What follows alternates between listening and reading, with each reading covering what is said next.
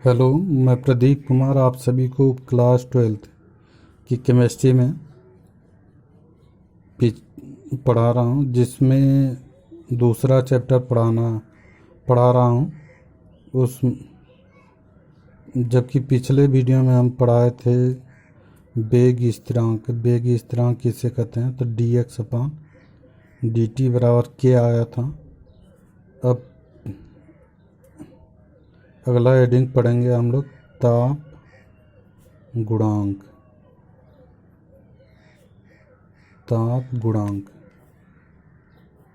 Temperature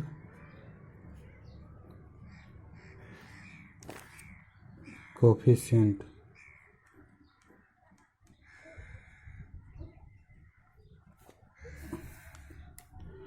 temperature coefficient ताप गुणांक क्या होता है?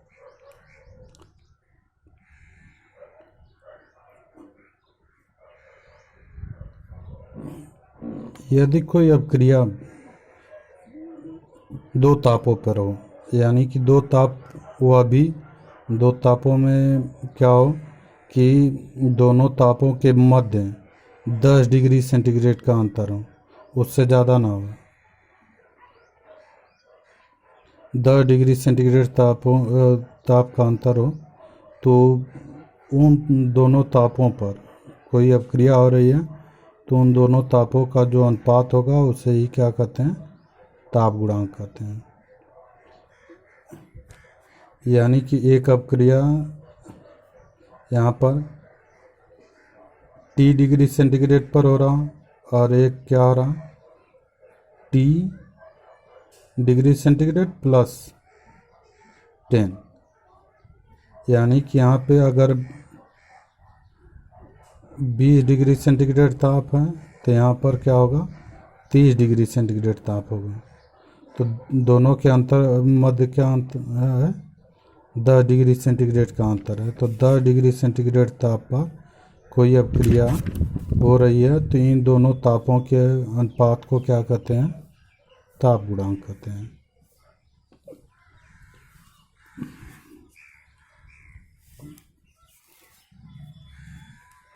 तो यहाँ पर हो जाएगा किसी अभिक्रिया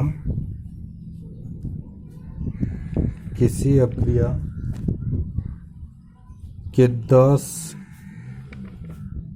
डिग्री सेंटीग्रेड ताप पर ताप के अंतराल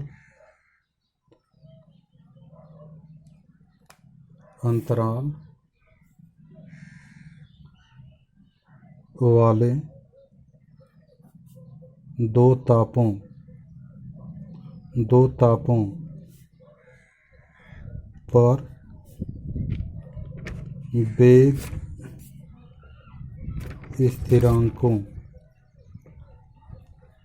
वेग स्थिरांकों के अनुपात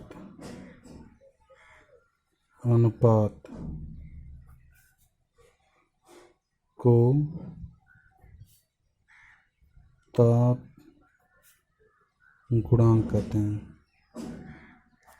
ताप गुणांक कहते हैं किसी अभिक्रिया के 10 डिग्री सेंटीग्रेड ताप के अंतराल वाले दो तापों पर वेग स्थिरांकों के अनुपात को क्या कहते हैं? ताप गुणांक कहते हैं।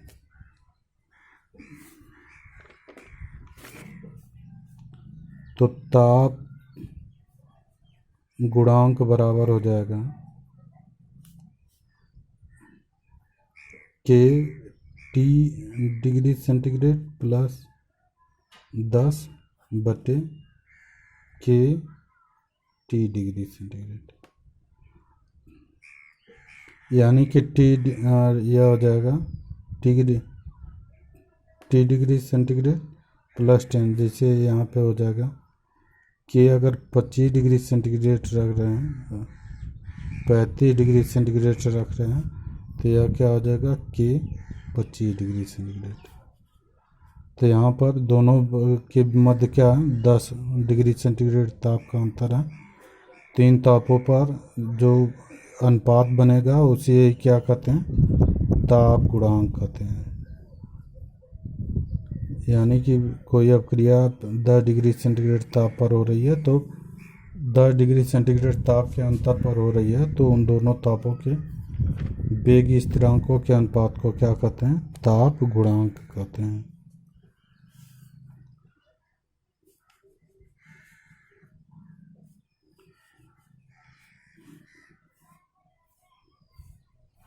यदि 10 डिग्री सेंटीग्रेड किसी अपक्रिया का ताप अगर 10 डिग्री सेंटीग्रेड बढ़ा देते हैं तो वहाँ पर जो वेग स्थिरांक का मान होगा, वह लगभग दुगना या तिगुना हो जाता है, लगभग दोगुना या तिगुना हो जाता है। तो यहाँ पर लिख सकते हैं 2 या 3 आएगा। तो यहाँ पर अब लिख सकते हैं कि अपक्रिया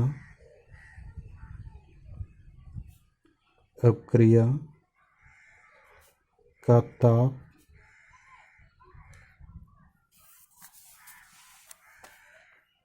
दस डिग्री सेंटीग्रेड बढ़ाने पर वेग स्थिरांक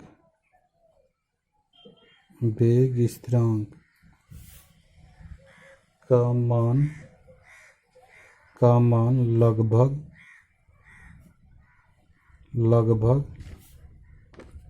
2 गुना या 3 गुना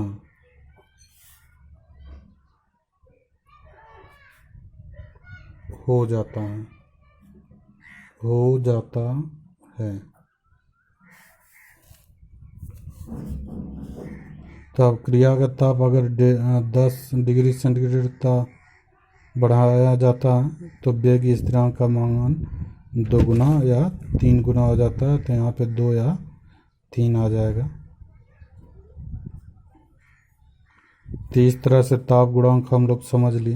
अब इसके बाद आता है अपक्रिया की आणविकता। अभिक्रिया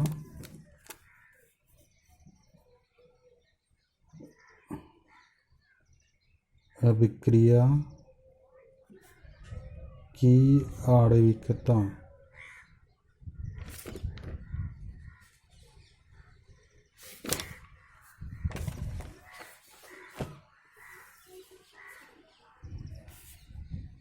यह हो जाएगा मॉलिक्यूलरिटी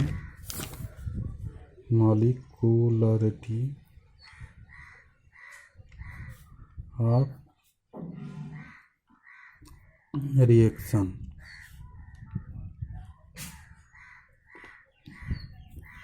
मॉलिक्यूलरिटी ऑफ रिएक्शन। तो अभिक्रिया की आणविकता क्या होती है? तो यहाँ पे कहेंगे कि अपक्रिया में जितने भी अणु भाग लेते हैं, जैसे 2 पदार्थ अपक्रिया में भाग ले रहे हैं तो उसकी आणविकता 2 हो जाएगी। अगर एक अणु भाग ले रहा है तो अपक्रिया की आणविकता 1 हो जाएगी। अगर 2 पदार्थ अपक्रिया में भाग ले रहा है तो अपक्रिया की आणविकता 2 हो जाएगी। यदि अपक्रिया में 3 अणु भाग ले रहा है तो अपक्रिया की आणविकता 3 हो जाएगी। लेकिन यहाँ पे अपक्रिया की आणविकता 4 संभव नहीं होता, क्योंकि जो टक्कर का सिद्धांत होता है, टक्कर का सिद्धांत आगे पढ़ाएंगे। तो टक्कर के सिद्धांत में यह बताया गया है कि जो अणु अपक्रिया में भाग लेते हैं वह सक्रिय अणु कहलाते हैं। तो सक्रिय अणु लगभग 4 नहीं हो सकते। या जिन अणुओं के मध्य सक्रिय अणु क्या होता है? जिन अणुओं के मध्य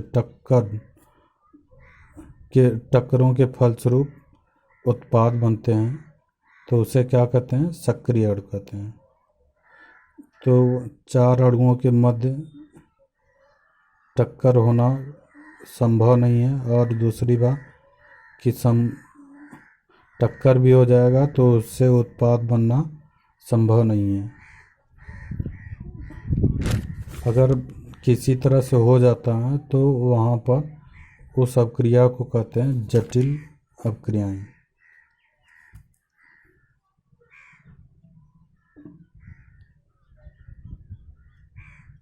तो अपक्रिया की आणविकता में, यानी कि जब दो या दो से अधिक पदार्थ, या ऐसे कह सकते हैं कि अपक्रिया में भाग लेने वाले अणुओं की संख्या को अपक्रिया की आणविकता कहते हैं। तो किसी अपक्रिया में भाग लेने वाले अभिकारक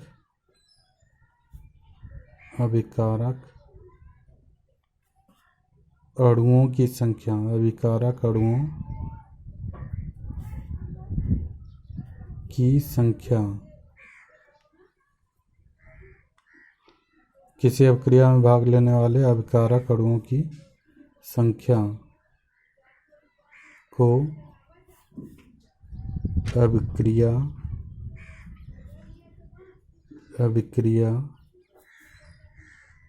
की आणविकता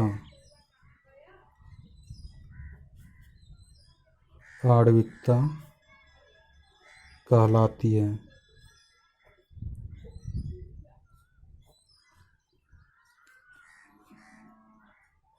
तो कह सकते हैं कि जितना अणु अगर अपक्रिया में भाग लेता है तो उससे उतनी ही उसकी आणविकता होगी।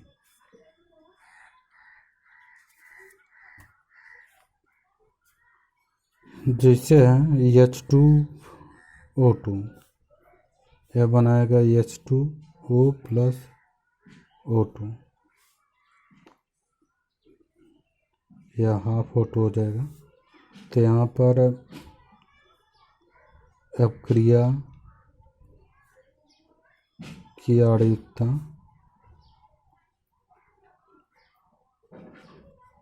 यहाँ पर क्या होगी, 1 होगी, क्योंकि यहाँ पे अभिकारक अणु क्या है, 1 है। यहाँ पे अगर 2 का गुणा होता है तो 2 हो जाता। जैसे PCl5 है, PCl5 में यह बनता है PCl3 प्लस Cl2। तो यहाँ पर PCl5 क्या है, 1 अणु है, तो यहाँ पे आणविकता क्या हो जाएगी, यहाँ पर 1 हो जाएगी।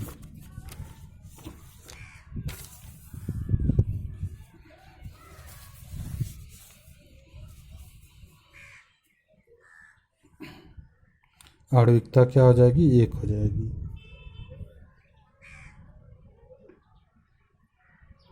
जिससे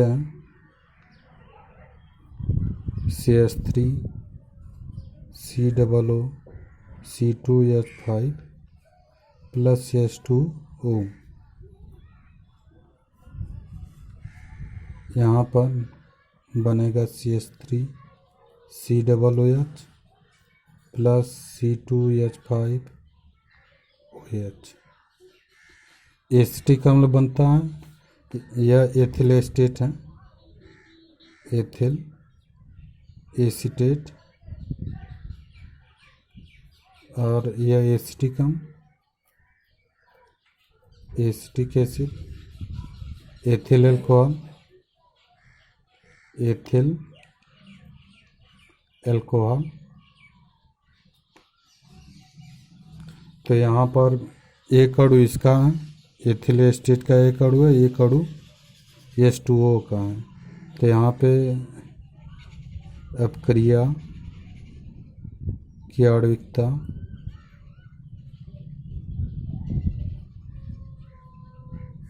क्या हो जाएगी, 2 हो जाएगी। इसी तरह से अगर देखेंगे CO प्लस O2, यह बनता है CO2 तो यहाँ पे इसकी आणविकता क्या होगी,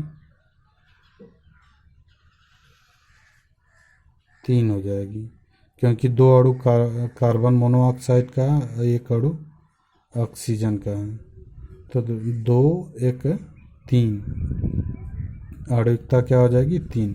उत्पाद से कोई मतलब नहीं, उत्पाद से मतलब नहीं है, क्योंकि यहाँ पे दिया है कि अभिकारक अणुओं की संख्या। तो अभिकारक क्या होता है, जो पदार्थ अपक्रिया में भाग लेते हैं उसे ही क्या कहते हैं, अभिकारक कहते हैं।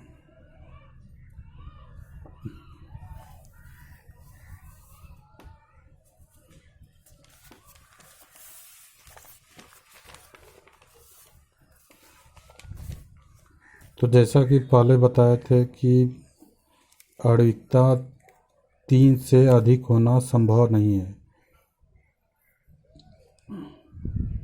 क्योंकि संघट्ट सिद्धांत, यानी कि इसको कहते हैं टक्कर का सिद्धांत, कोलिजन थ्योरी के अनुसार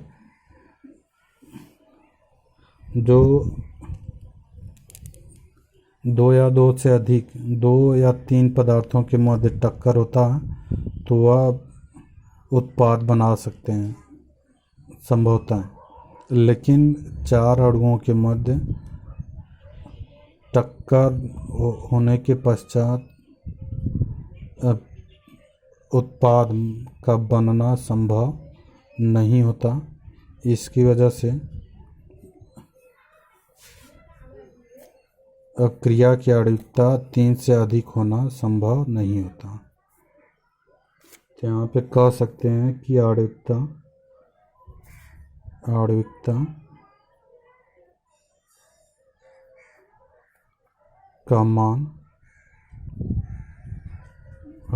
का मान 3 से अधिक होना संभव नहीं है।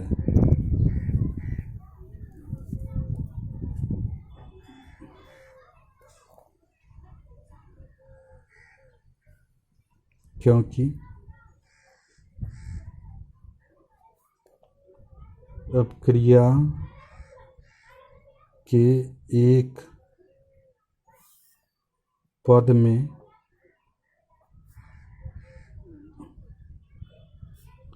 सभी अभिकारक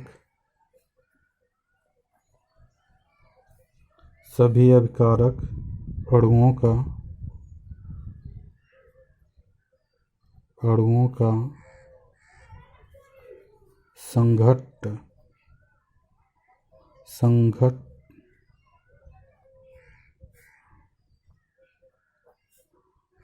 मतलब टक्कर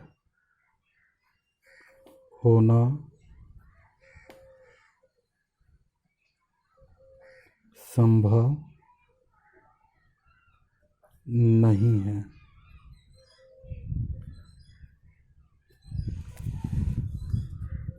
तो आणविकता 3 से अधिक संभव नहीं होता।